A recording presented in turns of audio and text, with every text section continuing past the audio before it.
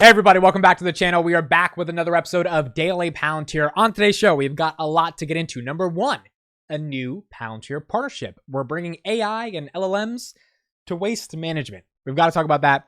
Number two, AWS, Amazon has their reInvent conference every single year. Palantir was actually highlighted at the event for a very specific partnership they've done within manufacturing. So we're going to be talking about that and why they were highlighted at that event. And then finally, Alex Karp, CEO of Palantir, has issued out his latest letter to Congress around AI. We're going to go through that letter, what he's talking about, why he's talking about it, and ultimately what Palantir's role is in regards to the government and the new regulation of artificial intelligence. Let's get into it. All right, so let's start off with this piece of news that broke this morning, which was really, really interesting.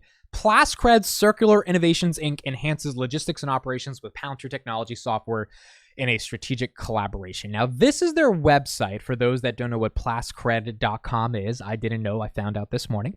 They are redefining waste into resource and giving plastic a second life. They are accelerating the progress towards a climate positive future for Earth and aim to become one of the largest upcycling facilities in North America and globally. They are going to be the gold standard of plastic credits and creating an entirely new standard for plastic. So essentially, they have a patent pending and proprietary process that enables true plastic waste removal in a scalable, systematic, and profitable way. A lot of this, even if you don't know the technical logistics of how they get it done, is a partnership that focuses on supply chain logistics,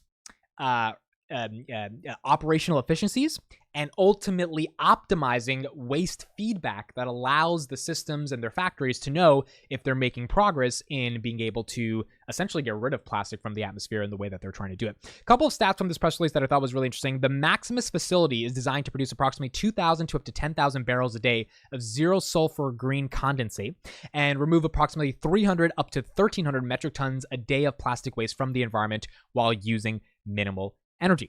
CEO of Plascred, Troy Lupel, said, after the beta phase at the patent pending Plascred Primus, we plan to extend this technology, the partnership with Palantir, to Plascred Maximus. The insights gained from Primus will be crucial in shaping the design and functionality of Maximus, underlying our commitment to sustainable industry practices. Hannah Tomori, lead of Palantir's Canada commercial business, says, we are excited to work with Plascred and see our software being used by a company at the forefront of the environmental sector. This collaboration is a testament to our commitment to working with mission-driven companies of all sizes across Canada, helping them unlock the potential of their data. And this partnership specifically will be using Foundry to process vast amounts of real-time data and provide predictive analytics, which will be a game changer for Plascred's operational effectiveness, and AIP to orchestrate numerous models and LLMs for various tasks within the business, tackling the complexities of modern supply chains and operational challenges in industries like upcycling for Plascred. Okay, couple of pieces of analysis here that I think are incredibly important. Number one, we are now bringing AIP and LLMs to waste management, which just goes to show how diverse AIP can actually become. A couple of days ago, I talked about on Daily Palantir, Palantir's partnership with HISA, the Horse Integrity Safety Authority. I didn't even know this was a thing, but HISA is a thing. And what does HISA do? Essentially, before horses go on to race, because horse racing is a big thing. If you've ever been to Kentucky, it's a very big thing there. I've been to Kentucky about 4 or 5 times in my life. There is an organization that makes sure that the horses are not treated in a cruel way, that they're taken care of, that they're well fed, all this stuff.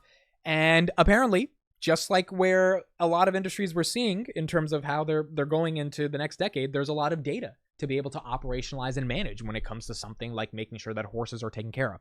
So in the context of horse integrity, we're seeing a lot of data be operationalized and AIP is being used there. And now in the context of waste management, especially for something like removing plastic, obviously there's a lot of supply chain logistics and data that can be operationalized in a meaningful way to drive business results. So that's the first thing. AIP is becoming very diverse and it's being used in a variety of sectors. Number two, this is an international commercial client, which is really nice to see because we've seen a lot of US commercial. We have seen very little international commercial. So I'm happy that Canada, we're getting some international commercial clients. Obviously, we've got to ramp up the growth in international commercial and international government, but it's really nice to see the Fujitsu partnership with Palantir in Japan.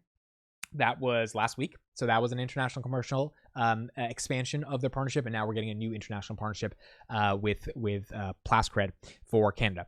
Now, the third point of analysis that's really interesting is that I think these small deals are probably not worth a lot of money to Palantir. I mean, quite frankly, it's probably peanuts to Palantir. But the R&D they're getting from this is truly phenomenal because largely the bull case for Palantir is that there's a variety of verticals that Palantir software can be multi-hundreds of billions of dollars of market opportunity that can be captured from those verticals. And as a result of that, if Palantir can capture those opportunities or even a percentage of those opportunities, the multiple they'll get on their market cap will allow the company to be able to expand. And, for shareholders, that will do very well. Now, what are some of those verticals? Healthcare, that's a big vertical. Manufacturing, we're going to talk in a little bit about that vertical. Another big vertical is energy. I remember the first time I talked with Sachin, who's an investor who has most of his U.S. Equity net worth in Palantir. He's done very well in the position, and the reason he went all in on Palantir back at like $8 is because he thought, and he's a geophysicist, so he's worked in the climate change industry his whole life. He thought that climate change is a big data problem at scale. It's a multi-trillion-dollar big data problem. Before you do anything, you got to deal with the data. And so his argument was like, well, if Palantir can just grab a little bit of this multi-trillion-dollar problem that starts with big data at first, actually analyzing, synthesizing, crystallizing the data to be able to make sense of the data. And, he gave an example that if you can save a couple of cents on some of these oil and gas companies, that's worth millions of dollars per day, per barrel. I mean, like, there's so much that goes into the optimization of this stuff. Now you expand that to across the world, all these different companies. Plascrete is not the biggest company in the world, but it reminds me of Palantir's partnership with Trafigura that was back in May of 2022, which is trying to track the supply chain, the carbon emissions from raw goods within a supply chain. All of these partnerships start to add up to the point where you start realizing, wait a second, what is Palantir doing in the energy space? And how big can they get? We know that they're powering 16% of beds in the United States when it comes to hospitals. Obviously, healthcare is a massive vertical. They're attacking the NHS deal, massive, for Palantir to be able to even get, and what that can do for them in the future in terms of expanding. To form an investment thesis, it doesn't take that much to be like, well, they're doing this, this, this, and this. If they just win a little bit more in this, this, and this, and this, I think there can be a big opportunity here. So I like these small partnerships a lot, because what it signals to me is that they're doing R&D with these companies, even if they're not making that much money off of them. They're leveraging their software. They're getting a ton of data, a ton of insights. And when the big clients come to help them, when a BP comes to Palantir, they know what to do because of these partnerships that they've been able to refine on. So really good partnership. Really nice to see Palantir, Plascrete, new partnership unveiled today. Next thing today that I want to discuss is the AWS event with Palantir. This was on the newsletter. By the way, I noticed that if I mention the newsletter, some of you guys subscribe to the newsletter. So take a second, dailypalantir.substack.com. It's in the description. Newsletter every single day, 5 minutes of your day. You get it near the end of the day, and it's a quick read. So please make sure to subscribe, because the newsletter is just another way of getting your Palantir news. So Palantir was highlighted at the AWS reInvent conference. Amazon hosts an annual conference every year, and I found a module where they showcased how Palantir was being used in collaboration with Panasonic Energy of North America. Now, a couple things before I get into this. Palantir's partnership with Panasonic Energy of North America, this was announced back in June. A really interesting partnership because this is at the Sparks, Nevada factory. The Sparks, Nevada factory is the factory that works with Tesla to make those nice 4680 batteries. So there's a little bit of a, Palantir's working with, Panasonic. Obviously, Palantir's not working with Tesla. Tesla's more vertically integrated, but it's really nice to see that the optimization of Panasonic's factory is happening because of Palantir. They're calling it a smart factory with the hopes of opening up a new factory in 2025 in Wichita, Kansas. And Palantir is also going to be operating that platform as well. Now, why was this really important for them to be highlighted? Palantir also had a partnership not only with Panasonic, but with Amazon back in June. These partnerships came out back to back. With AWS for manufacturing. So Palantir has always partnered with AWS in a variety of ways. AWS, again, one of the largest distributors of cloud computing in the world. They have a lot of partnerships with a lot of companies, basically another form of distribution for Palantir to be able to access Foundry and, at this point, AIP to the marketplace through AWS. And so in this module, they essentially showed a couple things. Number one, the session highlighted how Panasonic Energy collaborated with AWS and Palantir to address challenges in scaling smart manufacturing use cases across multiple sites. The focus was on leveraging AI, ML, and the industrial data fabric framework to enhance smart manufacturing strategies. Palantir was integral in helping Panasonic in implementing the industrial data fabric, a framework that connects data sources to analytics and machine learning services. So Palantir was kind of the glue to be able to make smart manufacturing happen in the first place. This was all in the presentation. Some of the use case implementations, an AI-powered inline process to reduce waste in battery production, and generative AI use case for maintenance assistance. These implementations demonstrated significant improvements in efficiency and decision-making. So simple use case, right? How do we make sure we waste less in producing the batteries? Because that increases our margins, makes us more efficient. Palantir was the glue that kind of made all that happen. Palantir's platform played a crucial role in helping Pina harness and contextualize a massive amount of data, over a petabyte per day, which is a lot of data, for real-time decision-making. This was crucial in addressing challenges like low data availability. And then finally, Panasonic, again, wants to expand to Kansas, and Palantir's technologies are expected to be central to this expansion helping them achieve more ROI. So ultimately, what does this mean for investors? At the end of the day, what I think this means is that if Palantir is working so deeply with Panasonic, it signals two things. Number one, the future is EVs. I think the future is Tesla. I think a lot of people would agree the future is Tesla. So if Tesla's going to keep winning, Panasonic's going to keep having business to be able to make batteries, which means if Panasonic opens a factory here and here and here and here, and the one in Sparks, Nevada was working great, I mean, it's not that, it's not that crazy to assume they're going to want Palantir to partner all those factories, which shows the kind of land and expand model that Palantir has. Once they lock into an organization, it becomes incredibly difficult because the platform, the software, the technology is just that good for them to leave. And as they're part of these industries that are continuing to grow and grow and grow, we were just talking about in the last segment about verticals. The energy vertical is inextricably attached to electric vehicles. You need to have smart factories and less waste in the production of the batteries to be able to do all that and to operationalize and make sure that those processes are as efficient and as effective as possible. Palantir could be partnering many different Panasonic factories into the future. On top of that, let's say they don't win every Panasonic factory contract. EVs are the future. And if Palantir can go to other vendors that are building batteries or building any types of smart factories that are helping EVs from Mercedes or from BMW or from Honda or Toyota or whatever it may be, Palantir can say, hey, you should give us this contract to help make your factory way more effective because we did this for Panasonic for the past 10 years, right? And so this is another way where I think there is a unique moat that Palantir has, which is that if other EV companies, other car manufacturers that want to start building EVs, they're gonna need to start building factories that are similar to what Panasonic has built for Tesla. Either Panasonic is going to do that for them or another company is going to do that for them. That other company, whether it's Panasonic or not, is going to need something like a Palantir in order to make their operations more effective. In fact, there's no way they're not going to have something like a Palantir, because if they don't, their margins will not be competitive and they will go out of business because their competitors will be using something like a Palantir. It's just that simple. And that's where I think, the bull thesis on why AI is adopted through the enterprise, every enterprise in the world, is going to happen over the next decade. That's where we get these Bloomberg surveys of trillions, $4 to $5 trillion being spent by 2033, because these companies are going to go out of business if their competitors are more effective than them.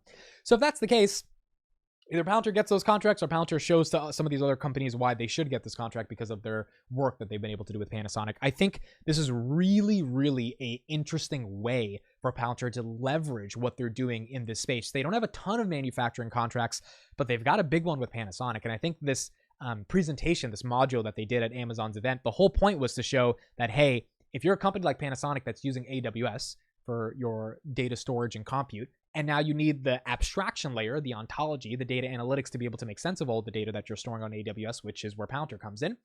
That's great for AWS because they get to sell more compute. That's why they're doing it at this conference. That's great for Panasonic. They get to have a more effective business. And that's great for Palantir because they get to have another client and show the use cases of their technology. It's a really integrated way on which how this world is going in regards to companies being able to leverage different forms of data to be able to make their businesses better. And that is just another case study for why other companies are going to want to be able to use something like an AWS for manufacturing, specifically AWS tied to their manufacturing capabilities.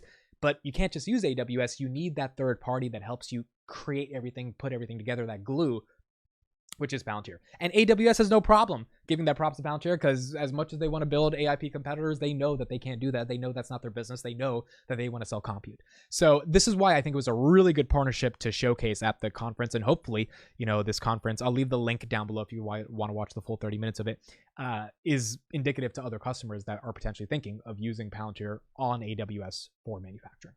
All right, last thing for today, Karp put out a letter, folks. Palantir participated at the 9th Annual AI Insights Forum this weekend, and Alexander Karp left a letter. I will also put this link in the description.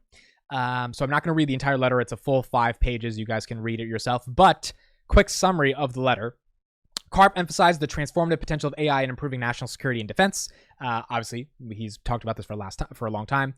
The approach to AI and national security should be proactive, not reactive. So Karp's arguing for utilizing AI to enhance the readiness and effectiveness of the armed forces, basically saying, let's get ready before China and Russia, because that would not be good. He then outlines principles for ethical AI development, including prioritizing humanity, requiring robust digital infrastructure for operational AI, and emphasizing sector-specific regulations due to the unique challenges and context for different industries. AI in the media is way different for AI in the healthcare sector. So obviously there's a lot of different ways that the government's gonna have to regulate it. He underscores the strategic advantage of AI and AI-enabled software in defense, such as enhancing decision-making, interoperability, and supply chain resilience. We just talked about above, so their Palantir supply chains partnerships, and obviously how AI can be important, especially integrating it into the battlefield with military operations. And then he has a call to action. Karp urges tech leaders to collaborate with the government, emphasizing the need for a united approach among government, industry, civil society, and academia. He stresses that AI development should align with American values and advance ethical and responsible practices. Overall, Karp is calling for more money to be spent in AI. Does this help Palantir? Yes, but does this in general make sense? Yes, because we need more money going to AI and defense spending because Russia and China are definitely not slowing down. And on top of that, we have an advantage and we need to sustain that advantage given some of the geopolitical things we've seen with Hamas, Israel, Russia, Ukraine, and many people are thinking China and Taiwan in the future. Now, one thing I wanted to remind everybody, we talked about this on a couple episodes, I think like 3 weeks ago, but Palantir has one board member on the National AI Advisory Committee announced a month ago, meaning the 10 people that are going to help guide AI regulations and enforcement has one person from Palantir, Anthony Back, who is the head of AI on that committee. The National AI Advisory Committee, or NAIAC, consists of experts with a broad and interdisciplinary range of AI-relevant experiences from across the private sector, academia, nonprofits, and civil society. So, as you can see, there's a bunch of people there. Anthony Back, head of AI at Palantir, he is on that list. And my point is just having someone on that committee is important because as the government consults where and how they should spend on AI, Palantir can at least explain why the need to spend on AI is important, which systems will deliver results, why something like AIP that has governance, security, confidentiality, all that stuff built into it is incredibly important. And then the government can do a meritocratic process when it comes to procuring. But it definitely doesn't hurt that we have someone on the board that can at least help the administration, whether it's the Biden administration or whatever the administration will be going into 2025, understand what AI should look like, how it should be deployed, how it should be implemented, and what companies are the best suited to be able to ultimately help the government implement AI at scale. I think this letter is important. I think Karp's doing what he needs to do. I think we need more of these letters. At the end of the day, hopefully these congressmen are reading the letters because we need to make sure that America maintains our advantage. Is it great for Palantir shareholders? Yes. Is the government a big moat of Palantir? Yes. But on top of that, no one wants to live in a world where the United States government does not have the best AI in the world. And by the way, Google and Amazon and Microsoft, they're not really servicing the U.S. government. Do they have government contracts? Yes. A lot of that is for cloud computing. The biggest example, Project Maven, a contract that was going to help the United States in drone targeting, $229 million. Google denied it. Why? Because they make $229 million every second from ads, right? So they didn't really care. And third of all, they were just like, you know what? It doesn't matter. We make enough money. We don't need to have the public humility of partnering with the U.S. government on something that is semi-controversial. Let's just not worry about it.